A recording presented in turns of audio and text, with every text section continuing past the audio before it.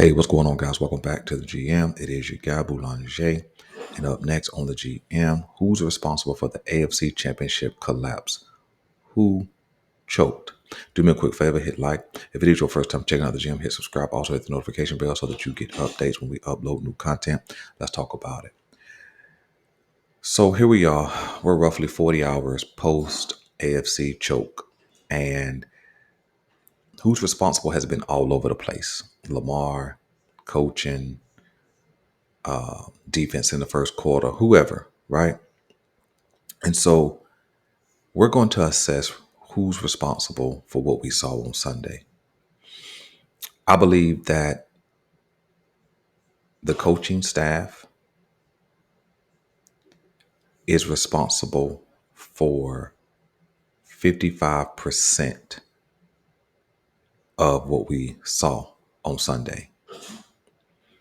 I believe Lamar Jackson is responsible for 34% of Sunday's choke. I believe the offensive line is responsible for 10%. And I believe that Zay Flowers is responsible for only 1%. Let me start with the lesser of who's responsible. I'm going to start with Zay Flowers, our rookie stud wide receiver. And I'm only giving him 1% because he may have had the biggest turning point play of the game. Now, the reason why I only give him 1%, although his play may have been the biggest, the fumble at the half-yard line into the end zone, resulting in a touchback, I'm only giving him 1% only because I never assign big responsibility to rookies, right? Even if he was a rookie quarterback, right, who always has the ball offensively, I would be reluctant to assign big responsibility to a rookie. Why? Because this player comes out of college playing maybe 12 to 14 games, which means they're done playing ball basically by December. And if your team's not in the playoff system that the college ranks have, then you're pretty much started your off season, and so the speed of the game is different. The pressures of the game is different. The expectation of the game is different. In college, when you're a stud, you're probably the best in the country. Zay Flowers was that. He was one of the best receivers in the whole country. That's why he went in the first round. But when you get into the pros, you're one of many. Okay. And Zay showed up big time on Sunday. He made big catches, 5 for 115. But it was, I believe, his inexperience, maybe a little lack of awareness that caused him to leap or dive, whatever you want to call it, at that goal line versus just running in, powering through, or just dead legging it when he was contacted. And it resulted in a fumble. And it took 6 plus the extra point. It took 7 points off the board. You add those 7 points, we end up in a 17-17 tie, right? I think the momentum would have shifted. I think that how the Chiefs approached the game may have shifted. I think how the Baltimore Ravens approached the rest of that game would have shifted. But when you think about it, when you make a play at the goal line and then you turn the ball over, right? It kind of deflates the entire team, right? And not to mention, you know, 2 plays or 3 plays prior, he did catch the big catch down at the 9 and got called for taunting. Now, whether you agree with the taunting call or not, it did happen. And I think that being aware, as a young receiver of the NFL game, of that moment, see the moment at that time, the Ravens were down. They weren't up. That wasn't a catch to close out the game. That was a catch just simply to maybe get closer on the scoreboard. So I think that, a little more awareness may have caused him to do something different because you got to think he caught that ball and he caught the next two catches, right?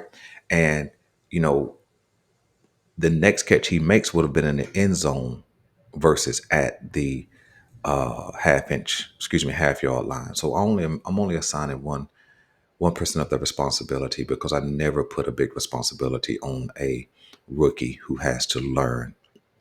And really, honestly and truly, for his performance, Sunday, he was the only wide receiver really to kind of have, a good showing. I have to let him off the hook a lot. So Zay gets 1%.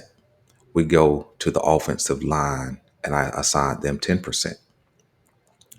I give the offensive line 10% of the blame because they didn't really block that well. I think that the blitz, kind of rattled them a little bit. Ronnie Stanley got beat on the strip sack fumble. John Simpson was pushed into the backfield repeatedly, and I understand he was playing against Chris Jones, but yet and still, at some point, you have to find a way to hold your ground. You have to find a way to maybe double team or whatever you have to do, whatever you have to do. But I think the offensive line did not perform well, especially in pass blocking.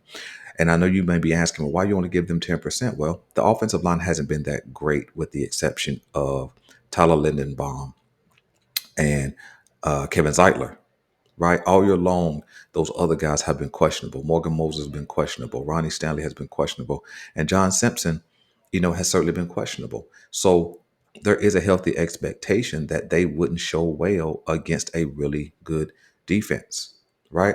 And so I only give them 10% because there is a 17 game season plus the divisional round that we can point to say this offensive line is mediocre at best. And so if you've been mediocre for an entire season, right, and you were mediocre in the divisional round, then what would create an expectation that you would be better in a big time game against a big time defense? So I only give them 10%. Okay, so we're up to 11%. I assigned Lamar Jackson 34%. And I assigned him 34% not to let him off the hook, but simply because he wasn't who he had shown himself to be for an entire season, right? We've seen at least two games this season where he showed uncertainty about what he was doing behind the line of scrimmage. And in those games, we ended up with losses. You saw on Sunday where Lamar didn't seem to be certain on if he wanted to take off running or if he wanted to continue to stay in the pocket and look for an open receiver. But I think that there were probably at minimum 5 to 6 plays where he could have taken off running and picked up big yards, and or as much as 7 to 9 plays where he could have did that. And he chose to stay in the pocket and continue to take on that pressure. There was plenty of times where he had some time to throw, but if your guys aren't open in 3 to 4 seconds, then you got to make a different kind of decision, especially if an option shows itself to you. And there was times where he had green grass and he didn't take that opportunity, which is not being who he had shown himself to be, which is the definition of choking. It absolutely is. You see, if he had shown himself to be an escape artist, a really good runner with the football to the tune of 821 yards, plus another 100 in the divisional round, then we need to see that same display in the big game. And I know a lot of people talk about how he may have stayed in the pocket trying to prove himself to be, more of a pocket passer. I'm not sure if you think of that in the moment. I'm not sure if you're sitting back there in that pocket trying to prove that you can throw the ball, maybe, but I don't know if you're thinking about that when the pressure's on. I think that he was just simply indecisive, and he didn't perform well. When you look at the statistics, it looks pretty good. I think he was 20 of 37. That's right around 55%. Not great, but it's not horrible. 274 yards, a touch, and an interception, and then a strip sack fumble turnover. And so when you look at the total box score, you say, well, he had an okay game until you watched the tape, when you watch the game live, when you watch the highlights, when you watch the game over again, you will see that there was a lot of missed opportunities. And then and then even with the interception when he was going to Isaiah Likely, he explained what he was looking at and what he was thinking. In the press conference, he was thinking that he would throw it up and Isaiah Likely could go up over the guy, smaller defenders, and make a play. And so, like I said in a previous video, if three guys were on Isaiah Likely, right, then there had to be somebody else open. He made a bad decision. But the truth of it is, there's bad decisions by quarterbacks in every game. Some don't get highlighted because the play doesn't turn out the way that play turned out. But unfortunately, the Ravens choked, and Lamar Jackson is a culprit at the rate of 34%. I think Lamar Jackson also underperformed from what we know him to be, because he is totally responsible for the entire offense. Let's just tell the truth about it. Lamar Jackson is, when you look at the outcome, when you look at 37 throws, he had 8 rushes, right?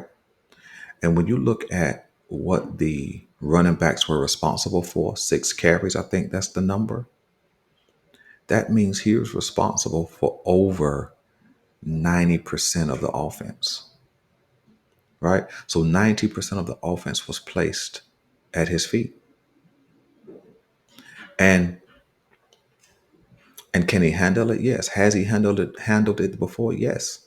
But in this type of game, in this type of defense, there needed to be a distribution of responsibility. And the problem is Lamar Jackson is the system. There's no such thing as a Todd Monken system, just like it was no such thing as a Greg Roman system. Lamar Jackson is the system. And when he fails, that offense fails. And if that offense fails, no matter how good that defense is, the team fails. And so that's what I think about Sunday's game, and that's how I assess the responsibility. We're up to 45%. And now to the coaching. I think that coaching is responsible for 55% of this choke job. I'm really uncertain at this point, just like 99% of the coaching world. I think there's a 1%, of the sports world. I think there is a 1% that pretends like they understand what the Baltimore Ravens game plan was. But 99% of us is wondering, what in the world were they thinking? What in the world was the game plan? What in the world was the plan to adjust? Because when you consider how things laid out, right? It was like there was no game plan. It was like, hey guys, just go out there and play, and whatever happens, happens. See, because you can't tell me that to get the ball in the first quarter, first drive, the plan was to run Justice Hill off the edge, Lamar Jackson on a run play for 2 yards, and then a play that went to Nelson Aguilar. You cannot tell me that was the scripted plays and or the game plan. You can't make that make sense. You can't tell me that was the game plan. There is absolutely no way. So either they saw those 3 plays and said, oh, we just got to do whatever, right? Lamar Jackson should go out there and make something happen. Or, or this is what happened. They had a game plan. They came out, they ran three plays, went three and out. And when Patrick Mahomes got on the field and went right down the field and scored, they immediately they panicked. I think they immediately panicked offensively. See, because the defense didn't panic because they adjusted and held it down. But I think offensively they panicked, starting with John Harbaugh. And here's why I think they panicked. See, because if you don't believe that this defense can stop Patrick Mahomes, now you don't believe that you can methodically move the ball down the field and score. You believe you have to make the big splashy plays. That's the only thing I can think that makes sense. That is that when they saw Mahomes and Kelsey go down the field, they panicked. And here's the deal. If the coaching staff panics and scraps the game plan after one or two drives, what does that signal to the quarterback? What that signals to the quarterback is we're in trouble. What that signals to the quarterback is it's all on me again. What it signals to the quarterback is I have to do something heroic. You see, a game plan should be a foundation that the quarterback can walk out on. Even if nobody else does, it should be a foundation that the quarterback can walk out on and stand on. This is what we're going to come out and do. And after we do this, we're going to do this, and then we're going to mix these things together. But that's not what happened. How do we know that they panicked? Well, when you are the best run team in the league and have been in the Lamar Jackson era, okay? And some of that is Lamar Jackson scrambles and things like that. But when you don't even make a real effort, I think the real number is actually called run plays is around 11 or 12 out of 16. That's not even when you break that down to four quarters, that's just a little over 3 run plays per quarter for the best running team in the NFL. And the truth is, there was no evidence that this team was stopping the Baltimore Ravens from running the ball. We saw Lamar Jackson on basically a scramble, hit them up for like 23 yards. We saw Gus Edwards go for the next play for 15 yards. That's 38 yards in 2 plays. They both went in between the guards, meaning up the middle. So are you telling me that after you saw the ball be able to be moved right up the middle on 2 run plays, that it was reasonable to go away from the run totally? You see, that's how you know they scrapped the game plan. That's how you know they panicked. And so if the coaching staff panics, then what are the players going to do? You see, the Baltimore Ravens offense is Lamar Jackson or nothing. And that's with a game plan. That's with a scheme. That's with a script on occasion. But if everything's scrapped, game plan, script, then the quarterback has nothing foundational to play on. That's why I assigned him 34%, because he still has to go out and execute whatever play is called. He still has to make the best decision for what he sees. But I think when you have nothing to really lean on, you don't have a coach to lean on, you don't have a head coach to lean on, then you're just out there willy-nilly. And that's what we saw on Sunday. That's why we saw the indecisiveness, so on and so forth, because the coaching staff was indecisive. And if anybody knows that the coaching staff is in a panic and indecisive, it's going to be the quarterback. You see, Todd Monken should have been able, because at the worst point of the game was 17-7. And that was only after they scored going into halftime. Think about this. That means it was 14-7.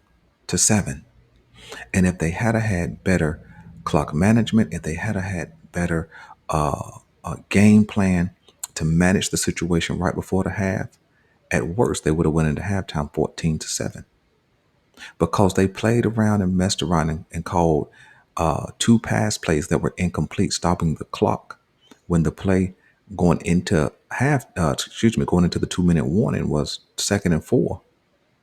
You're 2nd and 4 and you don't even call a run play. That's panic. It's 2nd and 4, and you know that you don't really want to let Patrick Mahomes and Travis Kelce get back on the field, and you don't call one run play. That's called panic. Where did this team's guts go? That's the real question. That's the real question. Where did their guts go? Because see, there was nothing in this game, even up until halftime, that said you should panic. Nothing. Nothing. You see, even after they went right down and scored, that's the Kansas City Chiefs. And then they went right down and scored again. From that point on, they only had 3 points. And that was from midway of the second quarter. They only got 3 points. So why would we have panicked? Why? It makes no sense. And anytime you panic, what you do is you create a false hero. Anytime a coaching staff panics, it creates a false hero, meaning somebody having to do something that they don't have to do. Lamar Jackson didn't have to even take over this game. He didn't have to drop back 37 times and attempt to throw. He could have simply taken what the defense gave him, and the Baltimore Ravens would have been fine.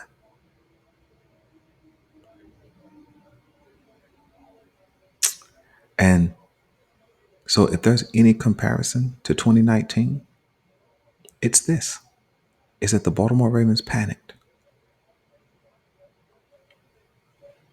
They choked and they wet the bed and they became a lesser version of what they had shown themselves to be, and they lost.